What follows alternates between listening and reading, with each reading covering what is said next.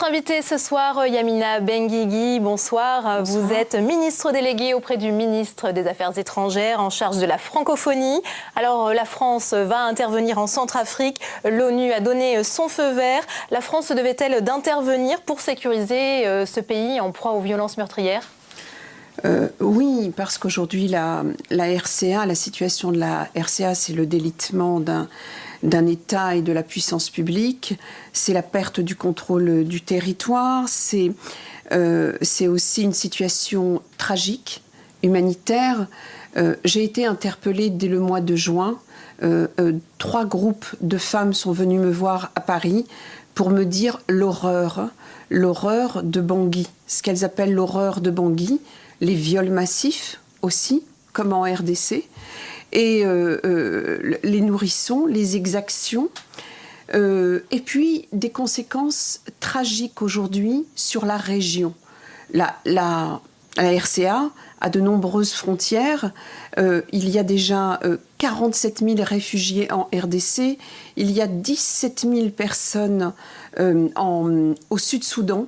En arrivant ici, je viens de quitter le ministre des Affaires étrangères du Sud-Soudan et qui me disait à quel point il était heureux que son pays avait fêté ce vote et que la présence de la France aux côtés du peuple centrafricain était importante, mais aussi pour toute la région, le Cameroun, le Burundi. Donc c'est très de la important. France de jouer ce rôle de gendarme. La France intervient au Mali, en Centrafrique. Dans ce cas de figure, il se trouve que dans un calendrier sur 1 an et demi, un pays allié, les États africains sont des pays alliés de la France. On a demandé à la France d'intervenir militairement dans une guerre et on demande à la France, la Centrafrique demande à la France de venir sur une situation humanitaire où des bandes, la Séléka, qui est devenue, c'est de nombreuses bandes qui tuent, qui pillent. Aujourd'hui, cette situation prend des allures aussi confessionnelles, puisque cette nuit, on a tué 54 personnes dans une salle de prière. On a égorgé 54 personnes dans une mosquée. On a trouvé 25 personnes égorgées dans la rue, les cadavres comme ça. Donc, c'est 2 volets différents. Ce n'est pas le gendarme. Je pense que c'est une nouvelle lecture des relations aussi amicales qu'a la France avec les États africains. Et c'est toujours à la demande des États. Mais la France n'est pas seule. Elle est là aussi pour, à la demande de l'Union africaine. Il y a une aide aussi panafricaine, la MISCA, et ces hommes, il y a des Burundais, des Congolais, des Tchadiens, ils s'organisent. Donc la France n'est pas seule. Elle prend une grande dimension aujourd'hui, mais c'est bien à la demande de la France que les Nations Unies ont voté à l'unanimité. Alors vous avez parlé des violences sexuelles faites aux femmes dans ces pays d'Afrique. Vous étiez auditionné au Sénat ce matin sur ce sujet, alors que va s'ouvrir demain le sommet de l'Élysée pour la paix et la sécurité en Afrique. Est-ce que vous allez aborder ce thème des violences sexuelles faites aux femmes avec les chefs d'État présents ? Oui, vous savez, je les ai déjà rencontrés pour la plupart et effectivement, je vois d'ailleurs tout à l'heure le président Macky Sall, le président Kabila aussi pour continuer cette mission. Je me suis rendue en juillet 2012, à Kinshasa pour préparer le sommet des chefs d'État francophones. Et une délégation de femmes m'ont interpellée sur les viols massifs qui se passaient à l'est du Congo. Depuis, j'ai décidé de mettre le droit des femmes francophones dans ma mission de ministre de la francophonie. Le 20 mars, j'ai mis en place le premier Forum mondial des femmes et plus de 800 femmes ont libéré une parole ce jour-là pour repenser les statuts des droits des femmes dans l'espace francophone. En 2050, nous serons 800 millions de locuteurs, dont 80% en Afrique. Les conflits seront aussi dans l'espace francophone pour beaucoup. Vous avez l'Égypte, vous avez la Tunisie, vous avez le Mali. Et les viols, le viol massif est une arme de guerre, est une tactique de guerre.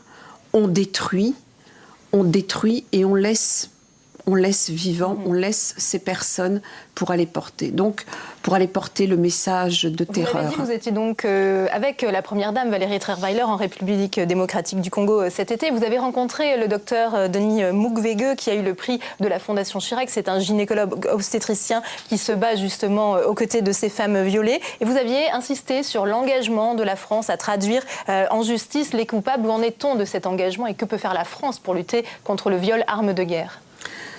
En tout cas, la France est engagée, comme je vous le disais tout à l'heure, la parole de la France a été portée au Conseil de l'ONU en juillet et août 2012 sur la question des violences faites aux femmes, des viols massifs faits par des rebelles, dont le M23, qui a été arrêté récemment d'ailleurs.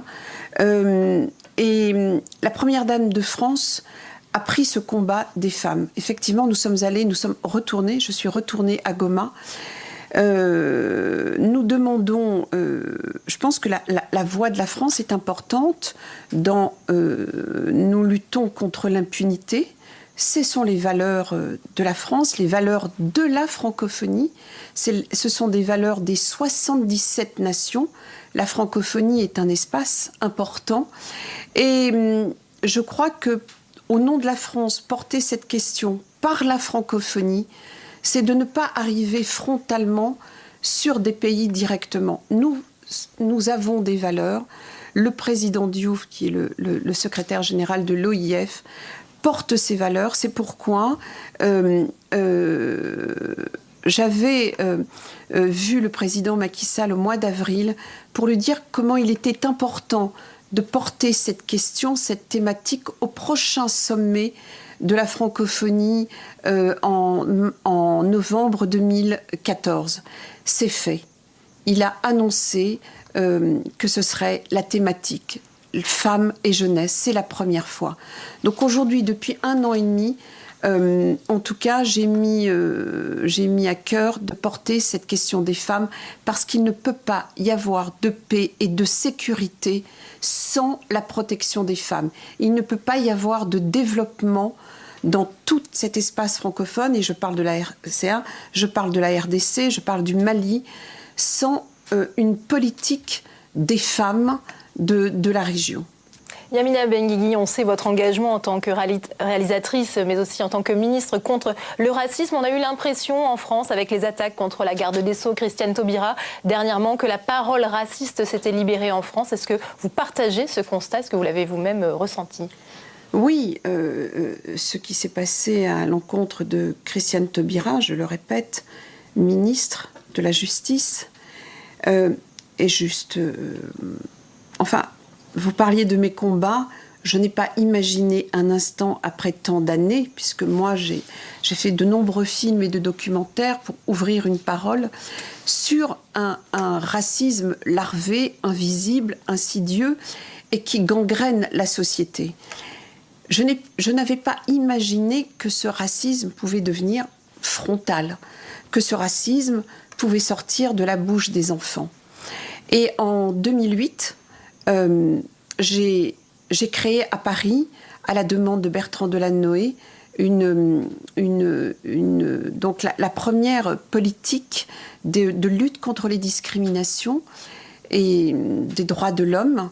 Et nous avons fait toute une politique de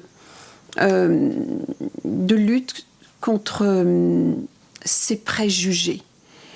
Aujourd'hui, ce qui m'a mais vraiment tétanisé, c'est que ça sorte de la bouche d'un enfant.